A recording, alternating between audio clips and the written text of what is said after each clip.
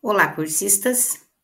Nós vamos hoje iniciar a nossa retomada aí de todos os conteúdos trabalhados para o edital, né, da CED para professor. Vamos dar um foco aqui nos nossos slides para vocês terem uma melhor visualização, para nós entendermos aí como que se dá a organização da educação brasileira a partir da LDB. Então, nós devemos ter a clareza, né, que a LDB ela é o documento, né, um documento maior, é o principal documento que nos leva aí à compreensão da organização da educação nacional, e é a partir desse documento, da LDB, dessa lei, que nós vamos compreender os outros documentos, ou seja, a Base Nacional Comum Curricular e o nosso referencial aqui no caso do Estado do Paraná. Então, nós temos aí uma lei maior, que é a nossa LDB, que pauta aí a elaboração de outros documentos, tanto a BNCC quanto o referencial. A LDB é um documento muito importante, né, porque tudo se pauta aí nos artigos, nesses diferentes artigos dessa lei, e dentro dos estudos da lei para concurso, alguns artigos nós poderemos entender, que chegaremos fácil aí às questões de prova, e alguns artigos nós teremos que memorizar, né? Porque eles fazem aí um recorte, a banca costuma fazer alguns recortes de alguns artigos, né? E leva isso para as questões de prova. Tá? Então, essa compreensão de todo esse conteúdo do edital da CED, essa retomada que nós estaremos fazendo a partir de hoje, nós vamos dividir em partes, né? Eu sempre venho colocando isso para os meus alunos, que é muito cansativo, vídeos muito longos, então vou estar dividindo essa revisão em partes. A partir da LDB, nós vamos estudar todos os conteúdos do edital. Por quê? Porque o conceito de avaliação, ele depende do que trata a lei. Então, planejamento, avaliação, o que é o currículo, né? Como que se organizam os currículos aí na educação brasileira, como que se dá o processo aí da gestão de sala de aula, nós vamos trabalhando aí de acordo com o que diz a lei, né? A LDB 9394 de 96. Lembrando que, né, nós vamos trabalhar essa revisão de conteúdos de acordo com as atualizações da lei. Então, nós temos atualizações, inclusive, de 2023, que é bem provável aí que a banca esteja cobrando nessa prova de vocês do dia 18 de junho. Então, reta final, turminha, vamos entender aí os conteúdos de uma forma geral. Então, vamos lá. Então, a LDB, né, ela vai estabelecer as diretrizes e bases da educação nacional. Como que as bancas costumam pedir, né, essa lei? Então, o nome lá na prova pode cair como LDB, pode cair como LDB, pode cair o próprio número da lei, né, a 9394/96, ou ainda pode cair como nome de Lei Darcy Ribeiro, né? Darcy Ribeiro foi o relator aí dessa lei quando ela foi promulgada. Então, aqui, lembrando que a gente tem alguns nomes aí diferentes que se referem ao mesmo documento. Então, vamos para lá o título 1, né, que vai falar da organização da nossa educação. Então, o que é importante aqui nesse artigo 1º, né, que a educação ela abrange processos formativos que se desenvolvem na vida familiar, na convivência humana, no trabalho, nas instituições de ensino e pesquisa, nos movimentos sociais e nas organizações de sociedade civil e manifestações culturais. Ou seja, a LDB, ela trata que a educação, ela não acontece somente na instituição escola, tá? Então, a educação, ela pode acontecer em diferentes segmentos. Então, lá na vida familiar do aluno, lá na instituição religiosa, na instituição de pesquisa, enfim, é uma educação geral. Então, ela começa a trabalhar aí em seu artigo 1º o conceito de educação. E depois, né, ela coloca lá no seu parágrafo 1º que a própria lei, essa lei, ela vai organizar, ela vai disciplinar somente a educação escolar. E ela vai se desenvolver predominantemente por meio do ensino e instituições próprias. Aí sim, vai colocar, né, o artigo 1º coloca que os artigos dessa lei, ela vai estar aí abrangendo a educação escolar, que acontece dentro de uma instituição de ensino, tá, própria, e vai regular aí todo esse sistema de ensino. E no seu parágrafo 2º coloca que a educação escolar ela deve se vincular ao mundo do trabalho e à prática social. Então, a própria lei, conforme ela vai trabalhando aí os seus artigos, ela vai retomando algumas questões extremamente importantes e que são bem alvos de concurso. Então, o que ela coloca aqui? Coloquei um mapinha mental para vocês. Então, a educação, ela está ligada à sociedade e ao trabalho. Então, ela tem que se vincular, conforme coloca aqui o seu parágrafo 2º, ela não é somente o conhecimento científico. A educação, ela deve ser ligada tanto à sociedade quanto ao trabalho. Ou seja, o aluno aqui, ele precisa de uma formação dentro da educação básica que leve a aplicação desse conhecimento, tanto em seu meio social, lá na sociedade, como em seu trabalho, tá? Então, retomando aqui, predominantemente, a lei vai disciplinar a educação escolar predominantemente por meio do ensino e instituições próprias, ok? Então, vai relacionar tudo isso aí, a educação, a sociedade e ao trabalho. Então, vamos lá. Vamos para o título 2, né? O que é importante aqui no título 2, que vai tratar dos princípios e da finalidade da educação nacional. Então, a educação é dever da família e do Estado. Então, não é somente o Estado que é responsável aí pela nossa educação, é dever também da família. E vai se inspirar lá nos princípios de liberdade e nos ideais de solidariedade humana. E tem a finalidade, o pleno desenvolvimento do educando, o seu preparo para o exercício da cidadania e a qualificação para o trabalho. Então, essas aqui são as 3 finalidades da educação muito cobradas em prova e que eu venho enfatizando muito isso com vocês. Qual que é a finalidade da educação? Então, o exercício da cidadania, a qualificação para o trabalho e o pleno desenvolvimento do educando. Então, essas aí são as nossas finalidades principais da educação. Ou seja, ele precisa aí, construir um projeto de vida que dê um norte para o aluno. A educação, ela precisa construir um projeto de vida que dê um norte para o aluno, tanto no seu meio social, quanto para o seu trabalho. Então, por meio de todos esses estudos, né, da educação, os estudantes, eles precisam desse norte, exercício da cidadania e qualificação para o trabalho. E nós também temos a questão de progressão aí dos estudos posteriores, porque senão ele não consegue, né, que está associada aí ao exercício da cidadania e à qualificação para o trabalho. Então, a gente costuma dizer que isso aqui é o tripé da educação, né? O exercício da cidadania, qualificação para o trabalho e o pleno desenvolvimento da educação. Então, vamos aí para o artigo 3º, que vai falar das finalidades, né? Como que ele vai se organizar, é o princípio, vai ser um caminho, uma direção aí, como que esse ensino será ministrado. Quando a LDB coloca aqui no seu artigo 3º que o ensino ele será ministrado com base nos seguintes princípios, a lei ela vai estar dando uma direção aí para as diferentes instituições de ensino de como que será organizada toda essa educação ali naquela instituição, naquele estado, enfim. Então, o primeiro lá, igualdade de condições para acesso e permanência na escola. Então, tem que ser igual, tanto o acesso quanto a permanência desses estudantes dentro da instituição de ensino. Tá? Então, é um princípio aí principal da nossa LDB. Então, não basta ofertar, eu tenho que garantir a permanência desses estudantes dentro da instituição de ensino, dentro da escola. Artigo 2º. Liberdade de aprender, ensinar, pesquisar e divulgar a cultura, o pensamento, a arte e o saber.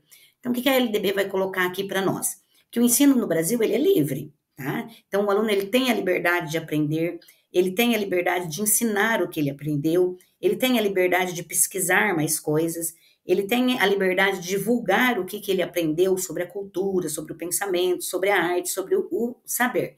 Ela vem direcionando essa liberdade de aprendizagem e como aplicar essa aprendizagem aí dos nossos estudantes.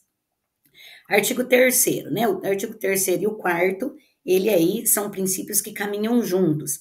Pluralismo de ideias e de concepções pedagógicas e respeito à liberdade e apreço à tolerância, ou seja, existem diferentes concepções pedagógicas que as instituições de ensino podem estar encaminhando aí o seu processo de ensino e de aprendizagem.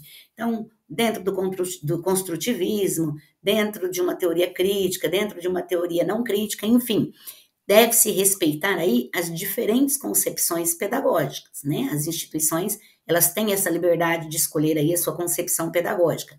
Quando a lei coloca aí, né, que o ensino, ele vai ser ministrado respeitando aí essas diferentes concepções pedagógicas, vale lembrar que cada secretaria aí, de nível estadual, vai estar se organizando, né? Qual é a concepção que aquele estado vai estar adotando para, né, ministrar aí as suas concepções de educação. E o respeito à liberdade e o apreço à tolerância, né? Então, além de existir várias ideias, né, várias concepções pedagógicas, a gente tem que respeitar aí a liberdade dessas ideias, né? São várias ideias. Eu preciso ter tolerância, né? Eu preciso considerar, respeitar a liberdade de ideias. Então, quando a lei coloca preço, né? Respeito à liberdade e apreço à tolerância, significa aí que nós devemos ter esse respeito por essas diferenças de ideias, né? Essas divergências de ideias. Aqui em seu artigo 5º, coexistência de instituições públicas e privadas de ensino. Então, a instituição privada, ela também é livre para ofertar a educação no Brasil. Gratuidade do ensino público em estabelecimentos oficiais. Então, a gratuidade do ensino vai acontecer, né, em estabelecimentos oficiais, seja de nível federal, seja de nível estadual, ou seja de nível municipal. Gestão democrática do ensino público, na forma desta lei e da legislação dos sistemas de ensino.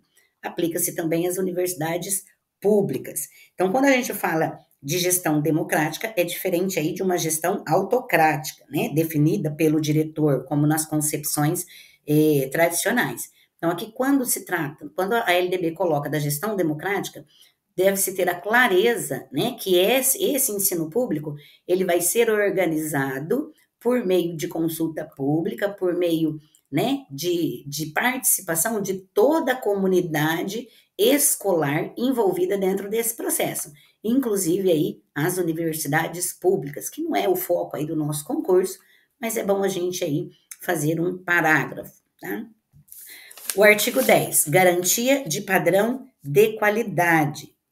Então, se eu tenho aí se eu vou ofertar uma educação pública, deve-se garantir aí o padrão de qualidade dessa educação para que não afete a aprendizagem dos estudantes.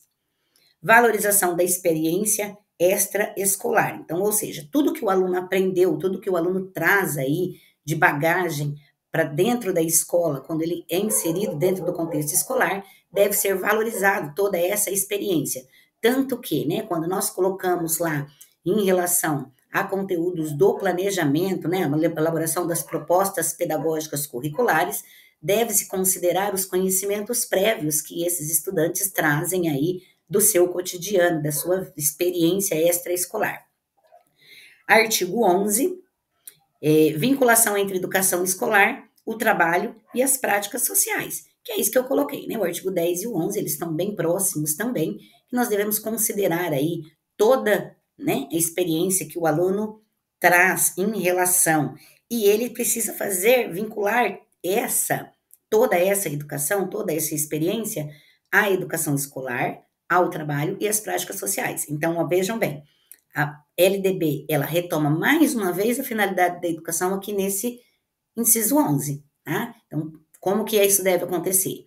Toda a experiência, né, que o aluno, ele traz para a educação, todo o conhecimento que ele aprende dentro da instituição escolar, deve estar vinculado ao trabalho e à sociedade, às suas práticas sociais. Então, repete aqui mais uma vez. Consideração da diversidade étnico-racial, então respeito aí à diversidade, garantia do direito à educação e à aprendizagem ao longo da vida. Então, em qualquer momento da vida, o aluno, ele deve, né, praticar, ele deve ter acesso, né, ele deve entender, ele deve colocar em prática o que ele aprendeu lá durante a sua educação. Então, ou quando essa educação está acontecendo, ou depois que ele terminou, né? Então, ele tem que ter aí essa aprendizagem ao longo da vida. Respeito à diversidade humana, linguística, cultural e identitária das pessoas surdas, surdo-cegas e com deficiência auditiva. Então, ó, isso aqui é um inciso novo que foi colocado aí dentro do artigo 3º, a gente deve prestar aí uma atenção especial, porque é um dos princípios aí de como deverá ser ministrado o nosso ensino. Nós devemos respeitar a diversidade humana, linguística, cultural e identitária. De quem? Das pessoas surdas, surdo-cegas e com deficiência auditiva. Então, relacionado à educação especial aí, que devemos aí ter uma atenção um pouco maior, são alterações, cai muito, né, essas alterações da lei. Então, coloco aqui mais um mapinha mental para vocês, nós temos aí, né, esse respeito à diversidade linguística, identitária, cultural e humana. Então, para ficar um pouquinho mais fácil, decora ali as iniciais LISH, né? Linguística, identitária, cultural e humana. Um macete aí para vocês estarem decorando como que se dá aí essa diversidade. Então, vamos avançar mais um pouquinho aqui para o título 3, que se refere ao direito à educação e ao dever de educar. Tá? Então, o que a nossa lei vai trazer em relação aí ao artigo 4º? Dever do Estado com educação escolar pública será efetivado mediante a garantia de. Então, vamos lá. Esse artigo 4º, ele é importantíssimo, ele cai muito em concurso, por quê? Porque ele vai trazer a estrutura da educação brasileira, tá? Então, e muita gente se confunde aí quando está fazendo as questões de prova, de como que se dá a estrutura da educação brasileira. E isso está bem claro aqui no nosso artigo 4º. Então, vamos entender. A educação básica obrigatória e gratuita dos 4 aos 17 anos de idade, organizada da seguinte forma: pré-escola, ensino fundamental e ensino médio. Então, qual que é o dever do Estado? A educação escolar pública. Tá? Então, essa é a primeira informação muito importante. Qual que é a etapa obrigatória e gratuita? Dos 4 aos 17 anos. Por quê? Porque nós estamos pegando da pré-escola até o final do ensino médio, que é a etapa obrigatória, a matrícula é obrigatória. Então, lá na pré-escola, já é necessário que a família matricule essas crianças, porque já faz parte da educação básica obrigatória. Então, como que vai estar organizado aí a nossa educação escolar? Então, quando a LDB trata de educação escolar, ela está falando aí de níveis. Quais são os níveis da educação escolar? A educação básica e o ensino superior. Não confundam, porque isso cai muito em prova, às vezes eles trocam, né? Eles colocam uma etapa quanto nível, ou um nível como etapa. Então, isso aqui vocês precisam memorizar. Quais são os níveis? Educação básica e ensino superior. Quais são as etapas da educação básica? Tá? Então, aqui a educação básica ela vai ser dividida em etapas. Nós temos a educação infantil, o ensino fundamental e o ensino médio. Lá na educação infantil, ela é subdividida em creche e pré-escola. A creche, ela não é obrigatória, tá? Então, não é obrigatória a matrícula. A oferta pelo Estado é obrigatório. A matrícula não é obrigatória. E ela vai do 0 aos 3 anos. Já a pré-escola, que já é uma etapa obrigatória, ela abrange aí a faixa etária de 4 e 5 anos, de acordo com a nossa LDB. Então, vamos entender mais uma vez isso aí. A educação infantil, de acordo com a LDB, é uma etapa da educação básica e se subdivide em creche e pré-escola. A creche, a matrícula não é obrigatória e ela engloba aí as crianças de 0 a 3 anos. A pré-escola, a matrícula já é obrigatória e vai de 4 a 5 anos. O ensino fundamental também, a matrícula é obrigatória e abrange a idade de 6 a 14 anos. Então, se atentar também bastante aqui a essas idades, porque se a banca, né, ela pede qual que é a etapa obrigatória, né, qual que é a idade da etapa de matrícula obrigatória somente para o ensino fundamental, é de 6 a 14, porque a questão não está falando da educação básica como um todo, está falando somente de uma etapa do ensino fundamental, então de 6 a 14 anos. E a questão ela pode colocar lá para confundir de 4 a 14 anos ou de 4 a 17 anos e o candidato aí entender que é da educação básica, mas se atenta aí ao comando da questão. Se estiver se referindo somente ao ensino fundamental, é do 6 aos 14. Se Se estiver se referindo somente ao ensino médio, a matrícula ela é obrigatória, né, de 15 a 17 anos. Então, vamos retomar isso aqui, que isso aqui é muito importante. Então, vamos lá. Educação escolar, ela é dividida em níveis. Quais são os níveis da educação escolar? Educação básica e ensino superior. Quais são as etapas? Educação infantil, ensino fundamental e ensino médio. Qual que é a matrícula obrigatória da educação básica? Dos 4 aos 17 anos. Somente do ensino fundamental, dos 6 aos 14. Tá? Se pedir, somente do ensino médio, de 15 a 17. Outra informação importante aqui da nossa LDB é que ela não subdivide o ensino fundamental em anos iniciais e anos finais, tá? Isso acontece lá na nossa BNCC. Mas a LDB, ela não subdivide o ensino fundamental em anos iniciais e anos finais. Somente a nossa BNCC e o nosso referencial faz aí essa subdivisão dessa etapa da educação básica. Agora vamos nos entender aí também, esse quadro é muito importante, tá? Formulamos aí esse quadro, porque ele é muito importante para nós entendermos que também é bastante alvo aí de questões de concurso. Vamos entender. A educação escolar ela é formada por níveis. Quais são os níveis da educação escolar brasileira? Educação básica e educação superior. Então, são 2 níveis. A educação básica, por sua vez, ela é formada por etapas. Quais são as etapas? A educação infantil, que é subdividida em creche pré-escola, o ensino fundamental e o ensino médio. Então, a educação básica, ela vai de 0 a 17 anos. Tá? Então, o Estado, ele é obrigado a ofertar todas essas etapas da educação básica.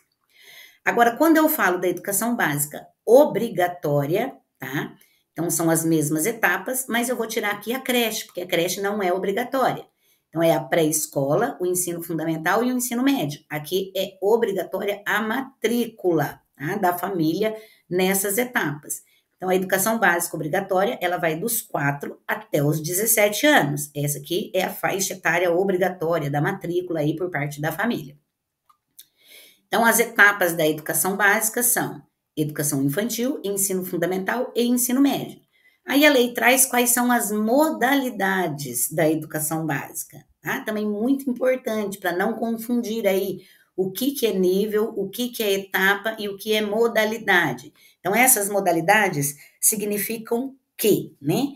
Qual maneira de como que eu vou ofertar a educação básica para os estudantes nela matriculados, seja na pré-escola, seja no ensino fundamental, seja no ensino médio aí, ou seja na educação infantil, seja no ensino fundamental, ou seja no ensino médio, tá? Faltou aqui médio, vocês complementem aí, por favor, no material de estudos de vocês, nos mapas mentais. Às vezes a professora acaba cometendo alguns erros, tá? Mas vamos lá.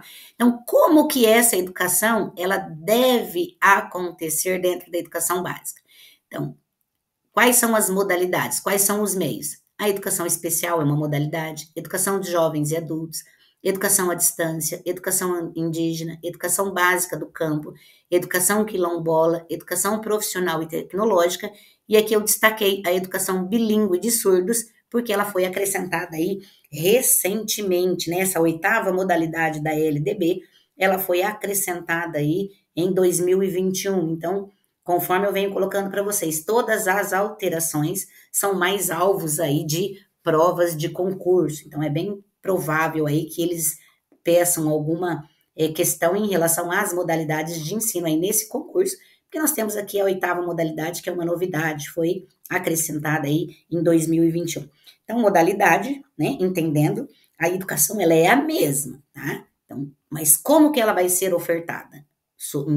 De acordo com as modalidades. Tá? E as modalidades, a LDB cita 8 aqui, com a 8ª sendo, né, a mais recente. Então, vamos lá. Agora o inciso segundo, né? A educação infantil gratuita às crianças até 5 anos de idade. Então, a lei trata aí que a educação infantil, ela vai até 5 anos de idade.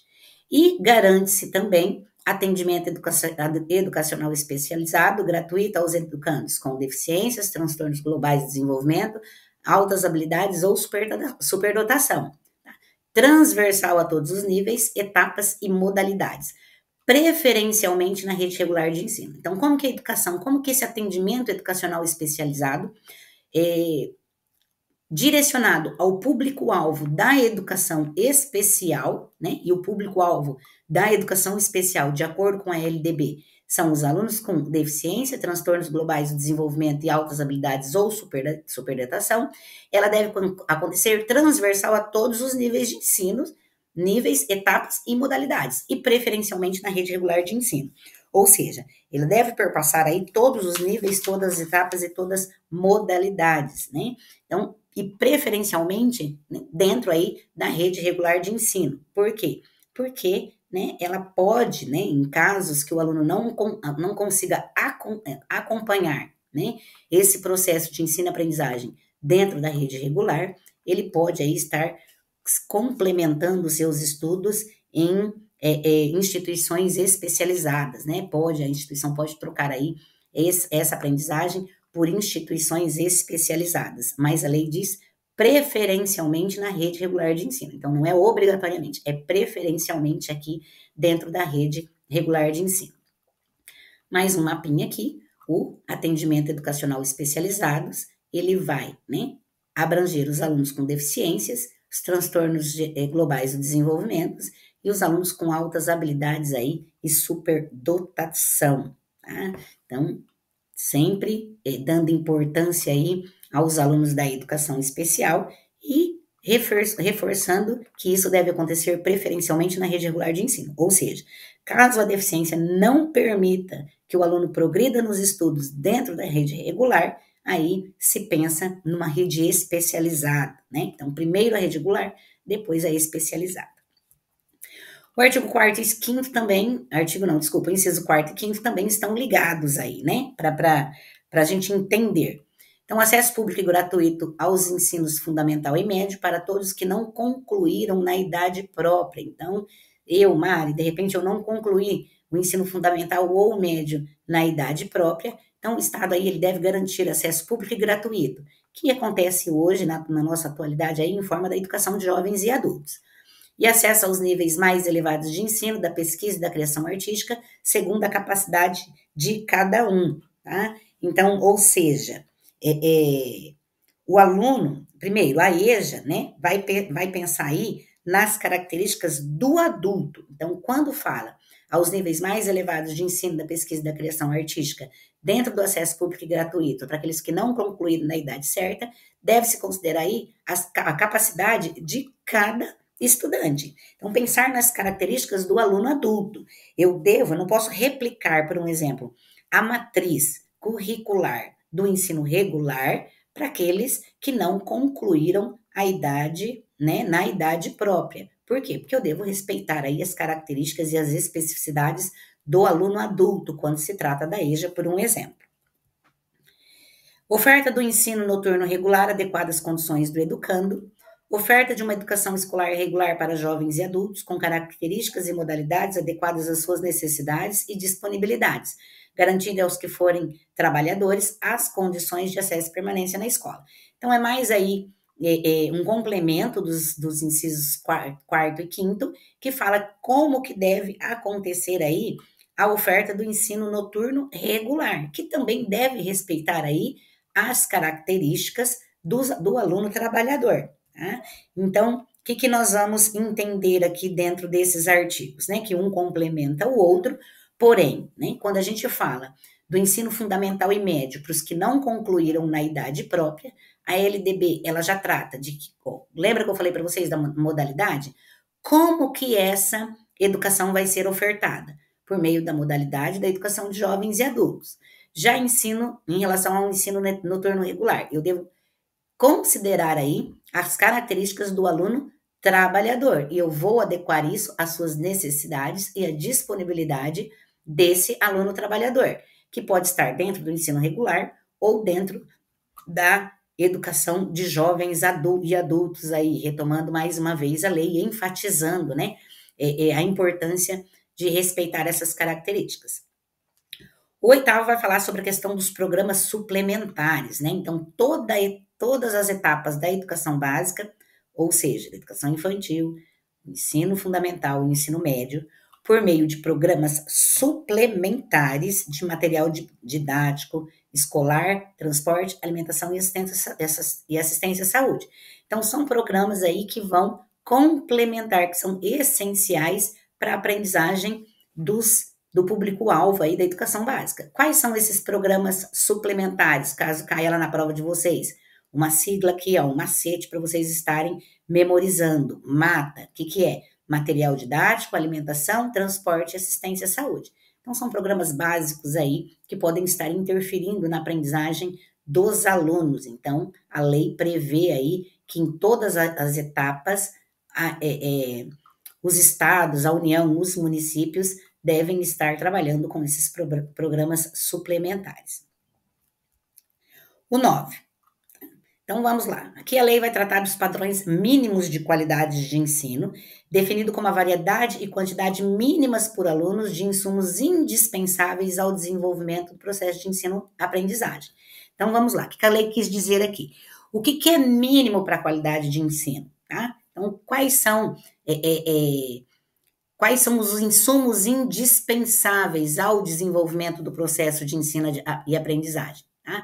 Inclusive, o quê? Além dos adequados à idade, a lei vai especificar aqui o que é mínimo dentro da estrutura de uma escola para que o aluno ele tenha aí garantida a sua qualidade da educação. Então, provisão de mobiliários, equipamentos e materiais pedagógicos apropriados. Então, aqui, ó, mais um alerta, né? Essa redação foi incluída aí em 2022. Então, tudo que é novo na LDB, ela pode aí ser alvo de questões de provas para vocês dentro aí desse concurso que vai acontecer no dia 18. Então, o mínimo necessário, é o mínimo para a qualidade. Então, vamos lá. Variedade e quantidade, o artigo trata da variedade e quantidade mínima por aluno, né? Insumos indispensáveis ao desenvolvimento do processo. O que o Estado deve prover? Mobiliário, equipamentos e materiais pedagógicos apropriados. Então, no mínimo, lembrando que a lei ela vai regular aí como que se deve acontecer a educação nas diferentes instituições brasileiras, instituições públicas, né? Públicas e privadas, e alguma ela trata aí das públicas, alguns artigos são específicos das públicas. Então, no mínimo, o Estado deve prover aí qualidade de mobiliário, equipamentos e materiais pedagógicos apropriados para esse processo de ensino e de aprendizagem. Aí, dando continuidade, né? A lei trata aí da vaga, em relação à vaga na escola pública de educação infantil, ensino fundamental, mais próximo de sua residência a toda criança a partir do dia em completar 4 anos de idade. Então, vamos entender isso aí. A vaga, né, ela é garantida para os alunos. A lei trata especificamente da educação infantil e do ensino fundamental. O ensino médio aqui, ela não garante a vaga para a escola mais próxima da sua residência. Tá? Então, a lei, quando ela trata aí dessa proximidade da residência para essas etapas aqui da educação infantil e do ensino fundamental, ela considera aí que o aluno do ensino médio ele já consegue, né, se deslocar com mais facilidade, sem a dependência do adulto. Então, a partir dos 4 anos, existe aí essa garantia da vaga para o aluno da educação infantil e do ensino fundamental, e essa vaga sendo a mais próxima aí da sua residência. Alfabetizar, né? A alfabetização plena da capacitação gradual para a leitura ao longo da educação básica, como requisito indispensável para a efetivação dos direitos e objetivos de aprendizagem e para o desenvolvimento dos indivíduos. Né? Então, é que dentro ainda da Organização Geral da Educação, a lei coloca aí essa alfabetização plena e capacitação gradual para a leitura, ou seja, a alfabetização plena, né, ela já está lá dentro também do nosso Plano Nacional de Educação, lembram, né, que é para erradicar o analfabetismo, né, no Brasil, até o final da vigência da lei, não deve ter mais, né, pessoas analfabetas no Brasil. Então, a lei aqui, ela coloca a alfabetização plena, né, e a capacitação gradual, ou seja, é como que essa alfabetização está acontecendo para que não haja mais aí essa questão do aluno analfabeto, ou seja, analfabeto funcional. O aluno, ele, dentro dessa capacitação gradual, ele tem que compreender o que ele leu, ele tem que interpretar o que ele leu, né? Ele deve criar sentido aí para as palavras. Então, é indispensável, vamos para uma mapinha mental aqui. Para que aconteça, né? Para que se efetive os direitos e os objetivos de aprendizagem e o desenvolvimento dos indivíduos, a lei prevê aí que é essencial a alfabetização plena e a capacitação gradual, né? Por meio da leitura aí é indispensável para efetivar esses direitos. Ou seja, não basta o aluno codificar, né, os símbolos das leituras, os símbolos alfabéticos. Ele precisa interpretar, ele precisa compreender. E essa capacitação aí vai acontecer de forma gradual, né? Então, conforme o aluno vai avançando, vai progredindo em seus estudos, aí vai se melhorando aí a forma de ensino e de aprendizagem. Então, vamos aí agora para o artigo 12, que vai falar da educação digital, também muito importante e consta lá dentro da nossa BNCC, né? Mais um alerta aqui, ó, incluído pela Lei 14.533 de 2023, extremamente atual e bem provável aí que esteja caindo uma questão em relação a essa educação digital. Por quê? Porque lá no nosso edital, né, da CED-PR, nós temos lá as metodologias ativas, nós temos as tecnologias dentro da educação, nós temos as competências da BNCC e do referencial, que se trata aí da cultura digital, né? Da importância da educação digital dentro da educação brasileira, dentro do modelo atual de educação brasileira. Então vamos lá. O que é educação digital de acordo com a LDB? É a garantia de conectividade à internet em alta velocidade, né? E para as instituições públicas da educação básica e superior. Então, qual é o objetivo de alcançar, né, essa garantia aí? Por meio dessa garantia, então, o que é educação digital para a LDB? É a garantia de conectividade à internet em alta velocidade, em todas as instituições públicas de educação básica e da educação superior. Como que deve ser essa conectividade? Internet de alta velocidade, adequada, né? Então essa internet ela tem que estar adequada para o uso pedagógico, com o desenvolvimento de competências voltadas para o letramento digital de jovens e adultos, criação de conteúdos digitais, comunicação e colaboração, segurança e resolução dos problemas. Então, aqui, muito importante, mas muito importante mesmo, turminha, isso que vocês têm que ler e reler várias vezes aí, porque eu acredito que vai estar pedindo na prova do dia 18. O que significa educação digital para a LDB? É garantia de conectividade à internet em alta velocidade. Tá? Por que em alta velocidade? Porque essa internet ela tem que estar adequada ao uso pedagógico em todas as instituições públicas, tanto da educação básica quanto do ensino superior. Para que eu preciso disso aqui? Para eu desenvolver algumas competências essenciais. Quais são essas competências, né? Quais são esses conhecimentos que são úteis, né? Essas competências, elas devem ser úteis no dia a dia, lá no cotidiano dos estudantes. Quais são elas? Letramento digital de jovens e adultos, né? Então, é necessário isso no cotidiano. Jovens e adultos também têm que estar dentro desse letramento digital.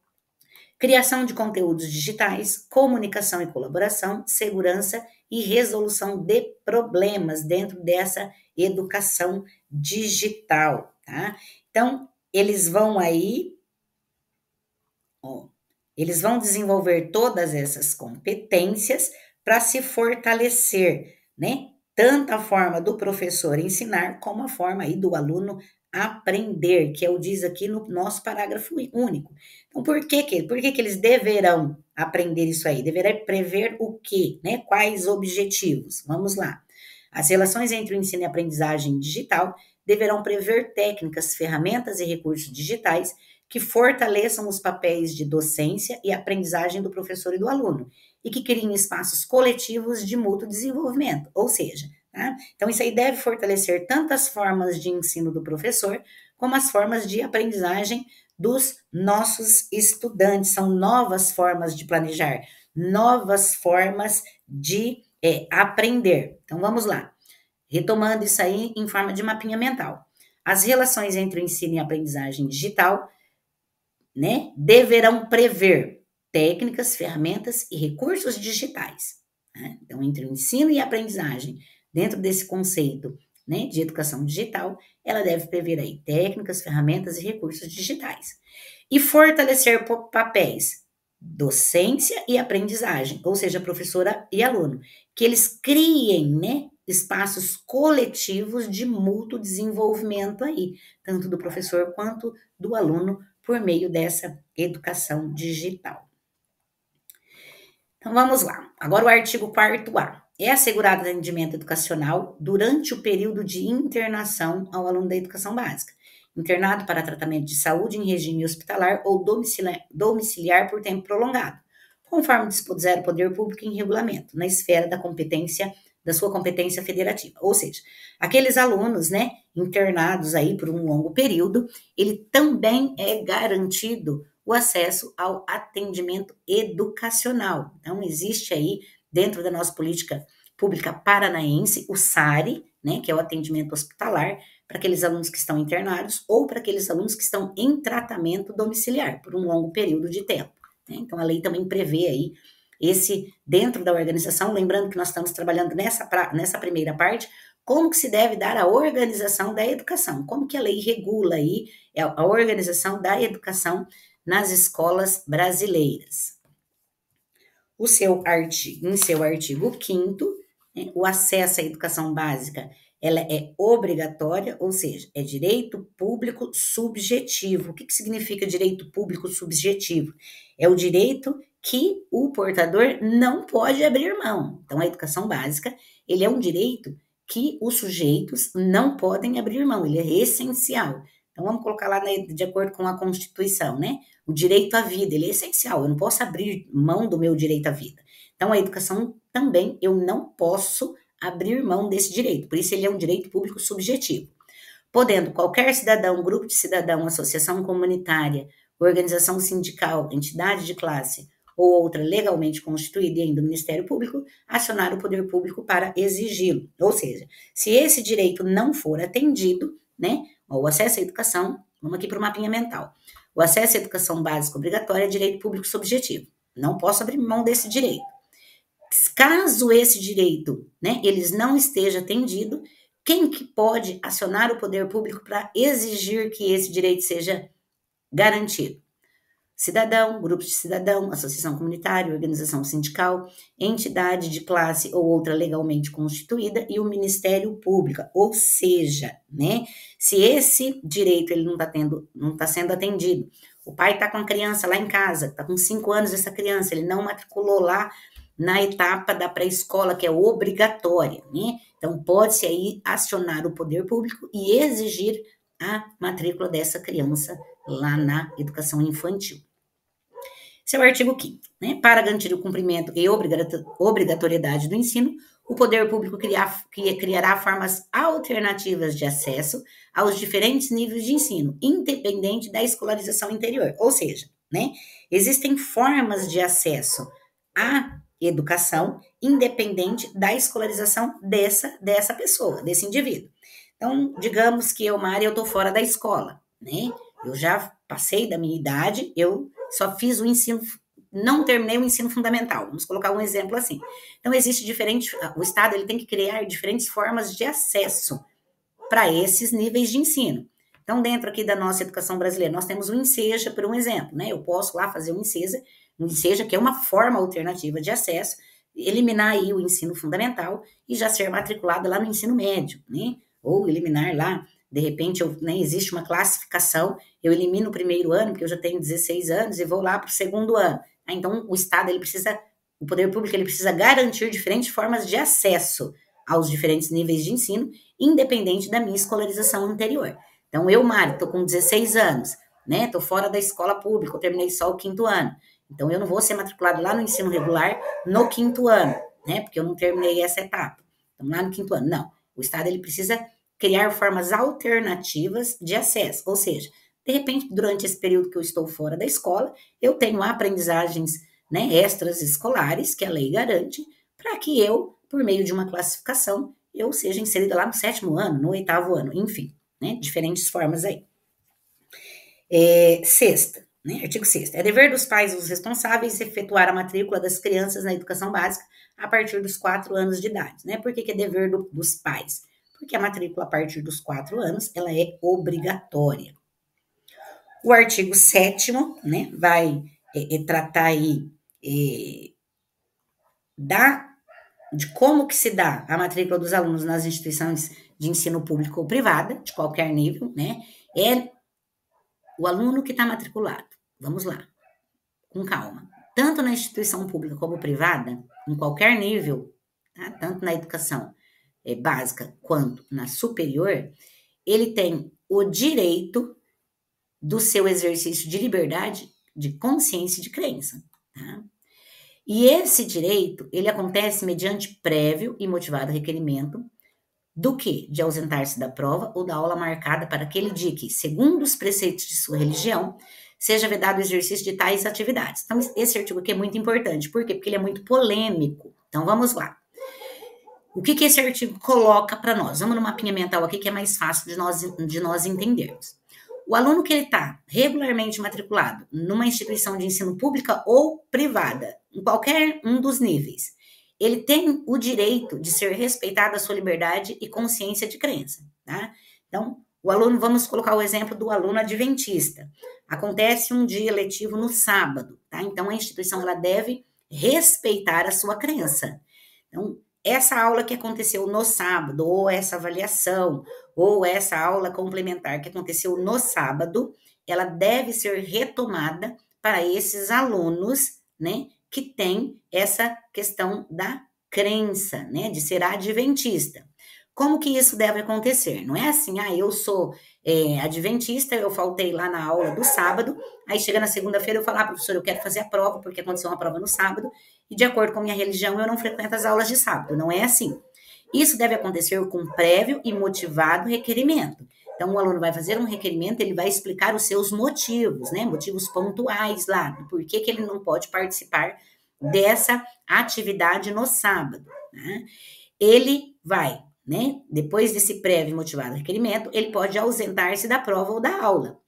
E deve depois, né, ser retomado esse conteúdo dessa aula ou dessa prova sem custo para o aluno. Então, se o aluno está lá na instituição privada, ele não participou de uma atividade no sábado, né, e não pode ter uma segunda chamada com custo no caso de uma prova. Tem que ser sem custo. A lei prevê aí o respeito a essa liberdade de consciência, tá, e de crença.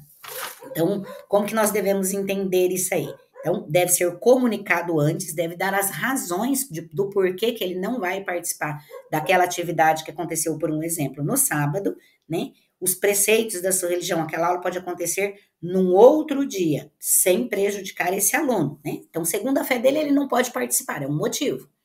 Então, isso aí deve ser considerado, a lei prevê isso aí, né? Quando, né, essa retomada acontecer, algumas, né, prestações alternativas, prova ou aula de reposição, trabalho escrito ou outra modalidade de atividade de pesquisa, ele deve acontecer aí respeitando a mesma atribuição que foi dada para os alunos naquela data. Tá? Então, tem que ser, se for prova, é o mesmo conteúdo de prova, se for aula de reposição, é a mesma aula de reposição, né? Que pode acontecer aí por meio de um trabalho, de atividade de pesquisa, mas desde que isso não prejudique aí o conhecimento desse estudante. Então, suprir as obrigações, né? Inclusive a da frequência. Vamos entender isso aí também. Então, o aluno ele não pôde ir no sábado, teve um dia letivo, portanto, o aluno ele não estava presente, ele levou a falta. A instituição ela é obrigada a fazer a reposição para esse aluno, de acordo com essas, né, com essas etapas aqui. O aluno fez um prévio requerimento, prévio e motivado, ele deu as razões, né, por exemplo, a fé dele não permite que ele frequente as aulas aos sábados, aí ele se ausentou, levou a falta naquele dia, porém, tá, é necessário que a instituição, ela dê aí a frequência depois que o aluno fez, né, esse trabalho, ele fez essa aula de reposição, ele fez essa atividade. A prestação alternativa deverá observar os parâmetros curriculares e o plano de aula do dia da ausência do aluno. Então, o que eu coloquei para vocês aí. Então, o aluno faltou, ele vai ter a mesma aula ou a mesma avaliação. E a lei coloca aqui que esse tipo de atividade, ele não se aplica ao ensino militar. Por quê? Porque o ensino militar, ele tem aí uma regulação própria,